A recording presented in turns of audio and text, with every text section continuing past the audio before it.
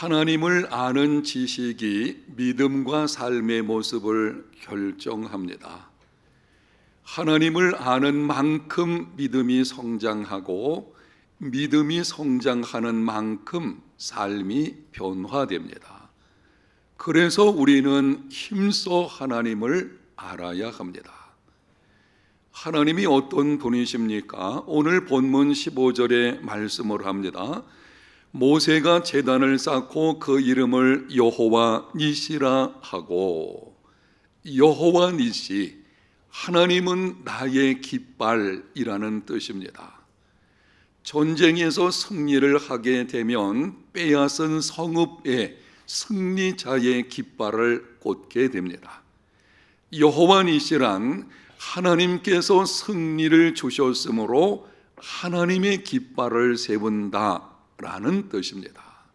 하나님은 우리로 하여금 승리하게 하시는 분이십니다. 예수님을 믿고 따르는 삶은 영적 전쟁을 치르는 것입니다. 영적 전쟁에서 승리하려면 어떻게 해야 하겠습니까? 예수님을 믿고 따르는 삶, 바로 그 영적인 전투 현장에서 승리를 얻으려고 하면 먼저 기억해야 될 것, 오늘은 여러분에게 영적 전쟁에서의 승리에 관한 말씀을 드리게 되는데, 전제해야 하는 말씀이 있습니다. 승리는 우리의 일이 아니라 하나님의 일입니다. 승리를 주시는 분은 하나님이시기 때문에 승리는 우리의 일이 아니고 하나님의 일입니다. 이 분명한 사실을 잊어버리게 되면 잘못된 믿음의 생활을 하게 되어지고 영적 침체나 영적인 탈진을 찾아오게 됩니다. 구약성경 시편 42편 5절에 보면 시편 기자가 이렇게 노래합니다. 내 영혼아, 내가 어찌하여 낙심하며 어찌하여 내 속에서 불안해하는가? 너는 하나님께 소망을 두라. 그가 나타나 도우심으로 말미암아 내가 여전히 찬송하리로다. 시편 기자는 불안과 낙심 속에 잠겨 있습니다. 그 이유가 무엇인지를 시편 기자가 반복하는 말에서 찾아볼 수 있습니다. 내 영혼, 내 속에서 내가 지나치게 자신을 주목하고 있는 것입니다. 여러분이 시간을 내서 시편 42편을 한번 읽어보시게 되면 계속 반복되는 말이 있는데요. 내가, 내게, 내 눈을, 내 음식, 내가 내 마음을 지나치게 자신을 주목하고 있다 보니 그런 침체가 찾아오고 있는 것입니다. 바꿔서 말씀을 드리면 승리를 주시는 분은 하나님이십니다. 그런데 마치 자신의 힘과 노력에 승리가 달려있는 것처럼 자신을 계속 주목하게 되어지니 낙심과 불안이 찾아오게 된 것입니다. 그런데 시편 기자는 침체에서 벗어나는 방법까지도 언급을 합니다. 너는 하나님께 소망을 두라. 자신에게 주목하지 말고 방향을 바꿔서 하나님께 소망을 두라는 것입니다. 승리가 너에게 있는 것이 아니고 하나님께 달려있는 것이니 승리를 주시는 하나님을 바라보라. 그리고 그 결과를 언급을 합니다. 하반절을 주목하십시오. 그가 나타나 도우심으로 말미암아 내가 여전히 찬송하리로다. 승리는 우리의 일이 아니고 하나님의 일입니다. 승리가 나에게 달려있는 것처럼 생각하거나 행하지 마십시오. 오늘 본문은 이스라엘과 아멜렉 족속의 전쟁에 관한 기사입니다. 이 전쟁은 역사 속에서 실제로 있었던 것입니다. 하나님께서는 이 전쟁 사건을 통해서 오늘날을 살아가는 우리들에게 믿음 생활은 영적 전쟁이라고 하는 것과 그리고 영적 전쟁에서 승리하려면 어떻게 해야 하는지를 몇 가지로 말씀을 하십니다. 본문을 저와 여러분들이 계속 살펴보게 되는데, 영적 전쟁에서 승리할 수 있는 원리 5가지가 기록이 되어져 있습니다. 분량이 많기 때문에 오늘은 2가지만 말씀을 드리게 될 것이고, 다음 주일은 추수감사 주일입니다. 감사에 관한 말씀을 드리게 될 것이고, 그 다음 주일에 남은 3가지를 말씀을 드리겠습니다.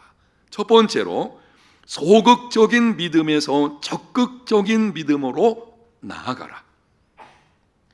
하나님의 승리를 주시는 하나님을 경험하려고 하면 소극적인 믿음의 자세에서 이제는 적극적인 믿음의 자세로 변화되어야 합니다. 본문 8절에 보겠습니다.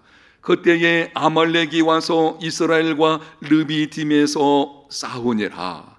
여기 아말렉이 와서라고 하는 이 말씀을 먼저 주목해 보아야 합니다. 아말렉이 먼저 공격함으로 전쟁이 시작되었고 이스라엘이 그들과 싸웠다는 것입니다.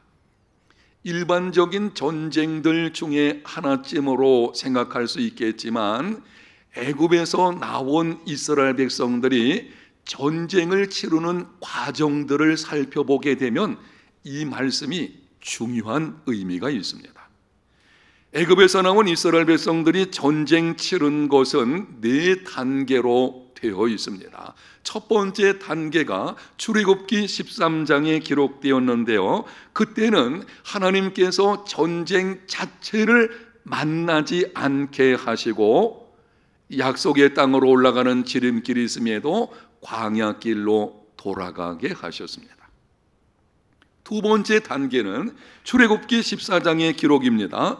홍해가에 왔을 때에는 애굽의 바로의 군대와 마주하게 되어지는, 그래서 전쟁 상황이 벌어졌지만 전쟁하지 않고 하나님께서 이기게 하셨습니다. 3번째 단계는 오늘 본문 출애굽기 17장의 기록입니다. 아말렉이 먼저 공격함으로 전쟁이 시작이 되었고 그들을 대항하여 직접 싸우게 하셨습니다. 4번째 단계는 가나안 땅에 들어갔을 때에 하나님께서 명령을 하셨습니다. 너희들은 가만히 있지 말고 적극적으로 가나안 민족을 정복하라, 그들을 쫓아내라, 이렇게 말씀을 하십니다. 전쟁 자체를 만나지 않게 하시고 전쟁을 만나게 하셨으나 하나님께서 물리쳐 주시고 대적이 먼저 시작한 전쟁을 하게 하시고 적극적으로 전쟁에 뛰어들어 승리하게 하시고, 이것이 승리하게 하시는 하나님의 방법입니다. 여러분, 그러므로 영적 전쟁에서 승리하는 삶이 되려면 소극적인 믿음의 자세에서 적극적인 믿음의 자세로 나아가야 합니다. 방어적인 믿음에서 도전하는 믿음으로 바뀌어야 합니다. 세상에 물들지 않으려고 애쓰는 정도의 믿음에서 복음으로 세상을 정복하고 변화시키는 믿음으로 나아가야 합니다. 내 믿음 하나 지키려고 하는 믿음에서 다른 사람에게 적극적으로 선한 영향력을 끼치는 믿음의 사람으로 바뀌어야 합니다.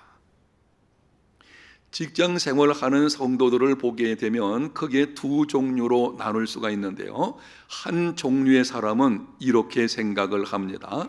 이 직장 안에서 내가 어떻게 하면 믿음을 잘 지킬 수 있을까, 그리고 조심조심 눈치 보면서 생활을 합니다.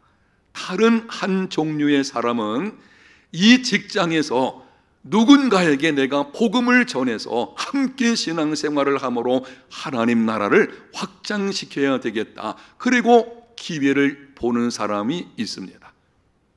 여러분은 2 종류의 사람 중에 어디에 속해 있습니까?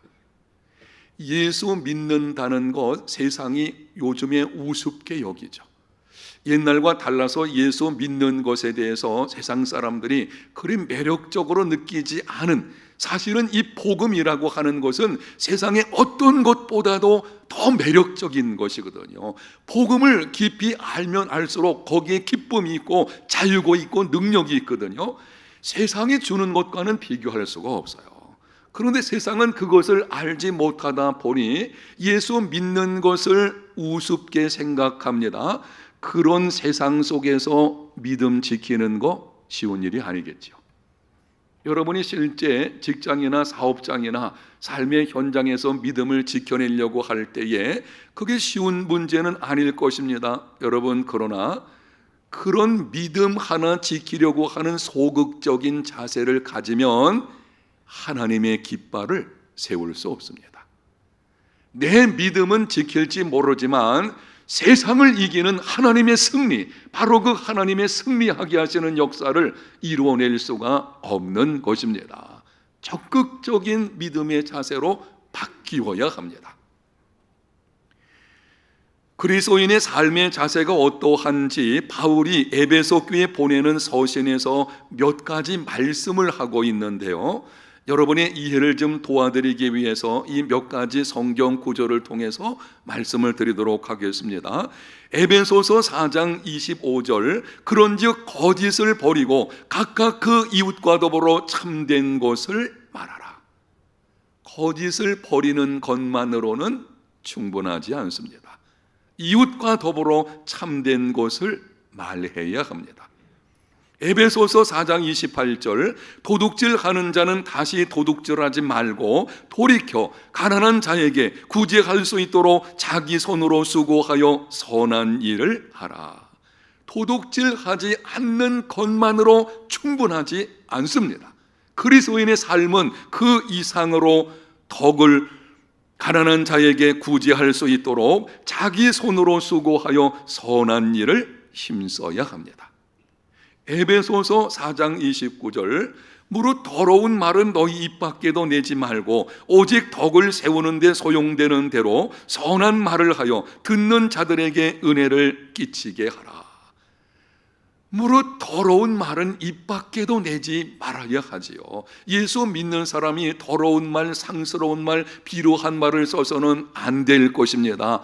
그런데 그리스도인의 삶의 자세는 더러운 말을 쓰지 않는 것으로 끝나는 것이 아니라 적극적으로 덕을 끼치고 은혜를 끼치는 말하기를 힘쓰라는 것입니다. 에베소서 4장 31절과 32절에는 이렇게 말씀을 합니다.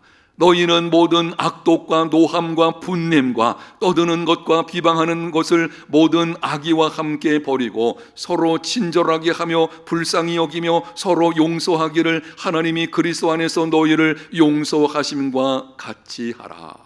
모든 악독, 노하는 것, 분을 내는 것, 비방하는 것 버려야 합니다.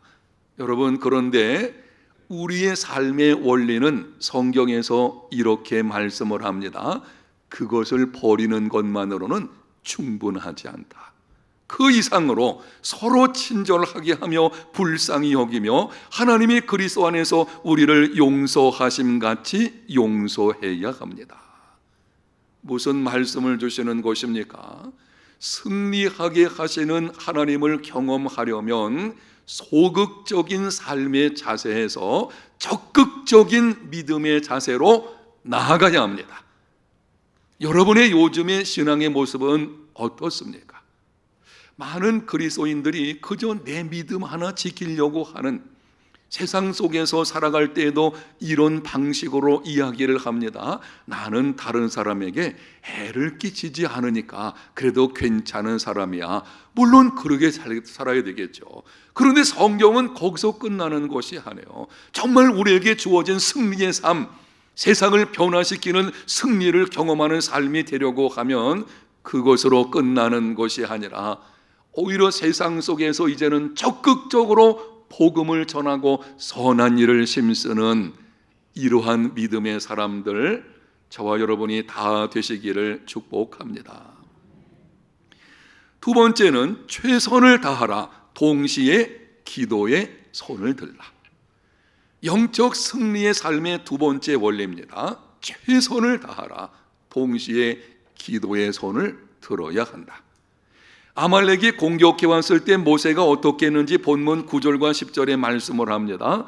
모세가 여호수아에게 이르되 우리를 위하여 사람들을 택하여 나가서 아말렉과 싸우라. 내일 내가 하나님의 지팡이를 손에 잡고 산 꼭대기에 서리라. 여호수아가 모세의 말대로 행하여 아말렉과 싸우고 모세와 아론과 홀은 산 꼭대기에 올라가서, 위기 상황이 찾아왔을 때에 먼저 모세는 여호수아를 내세워서 백성들 가운데 전쟁을 감당할 수 있는 사람들을 택한 후에 전쟁터로 내보냈습니다.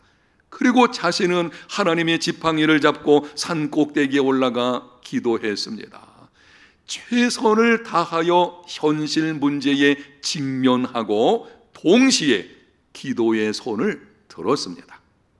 이 두 가지를 기억하십시오.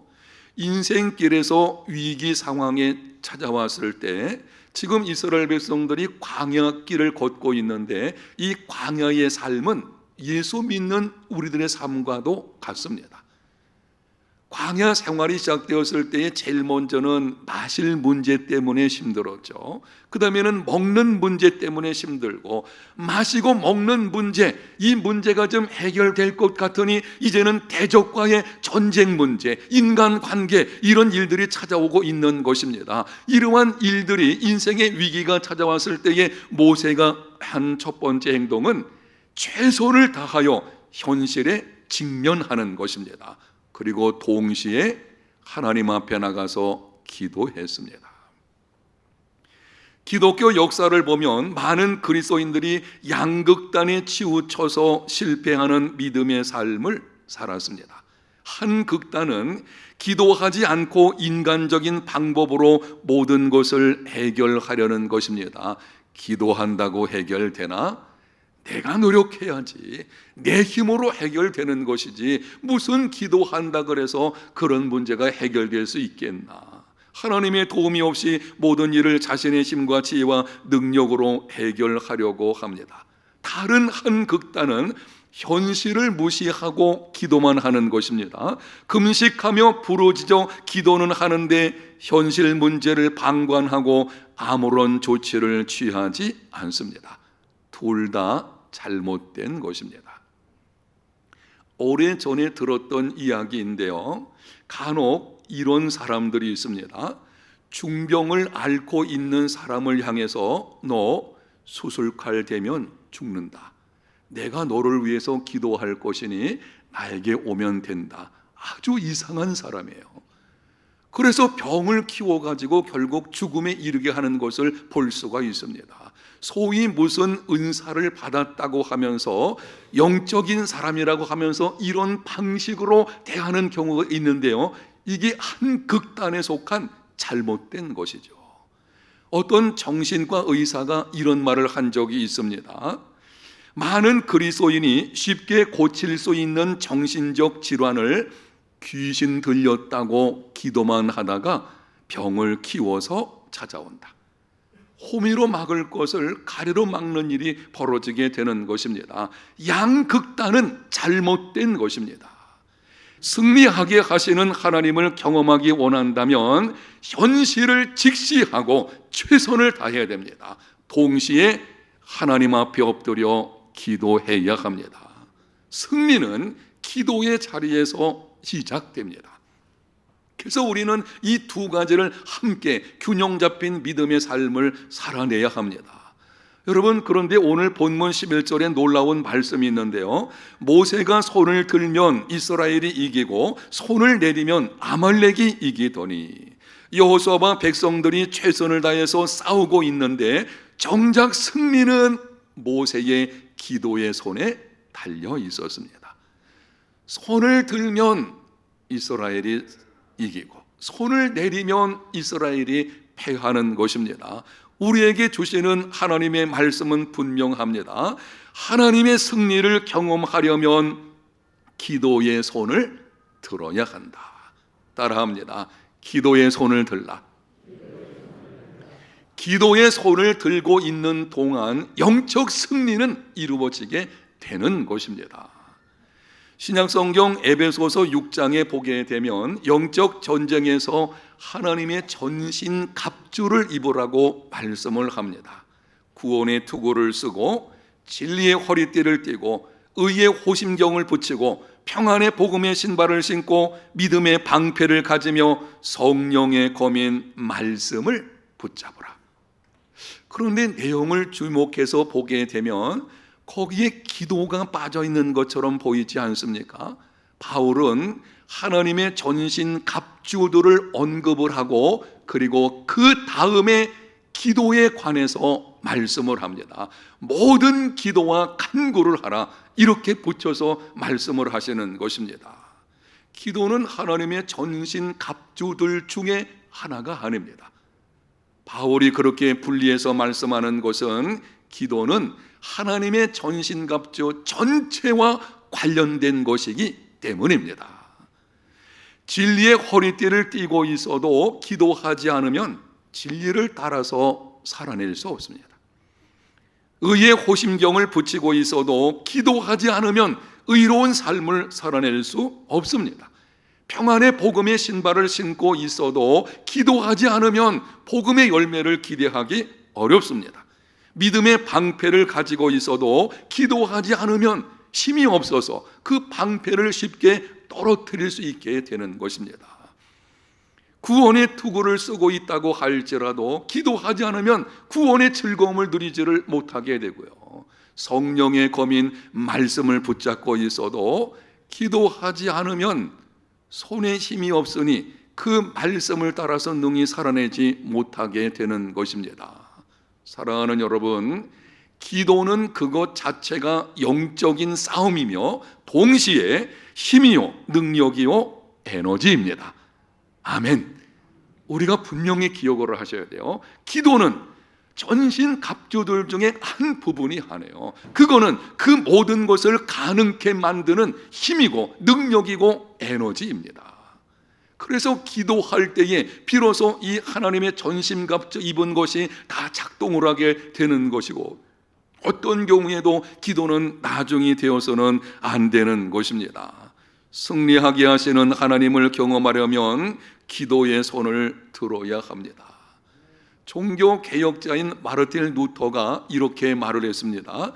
만약 내가 매일 새벽 2시간을 기도로 보내는 것을 실패한다면 그날의 승리는 마귀에게 돌아갈 것이다.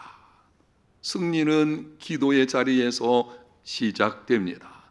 승리하게 하시는 하나님을 경험하기 원하신다면 매일 범사에 하나님과 함께 시작하십시오. 기도의 자리를 회복하는 믿음의 삶이 되시기를 축복합니다. 요즘 보게 되면 코로나19가 계속되는 과정 속에서 언제부터인지 기도의 자리를 떠난 분들이 있는 것을 보게 됩니다. 힘들다는 이유로 인해서 편안한 삶을 찾는 경우도 있습니다. 기도의 자리는 영적 전투의 현장이거든. 사실은 그 자체가 쉽지 않죠. 그런데 그 자리가 바로 승리가 시작되는 자리인 것입니다. 혹시 여러분이 기도의 자리를 떠나 있는 가운데 있다면 오늘 이 말씀을 듣고 성령의 도우심으로 말미암아 기도의 자리가 회복되는 역사가 있으시기를 축복합니다. 하나님이 주시는 승리가 여러분의 삶 속에서 넘치시기를 예수님 이름으로 축복합니다. 하나님 감사합니다. 오늘 말씀을 통해서 승리하게 하시는 하나님에 관해서 듣게 하셨사오니 주신 말씀에 순종하는 중에 우리의 삶에서 영적 승리를 누리는 하나님의 사람들이 다 되게 하여 주시옵소서. 예수님 이름으로 기도합니다. 아멘.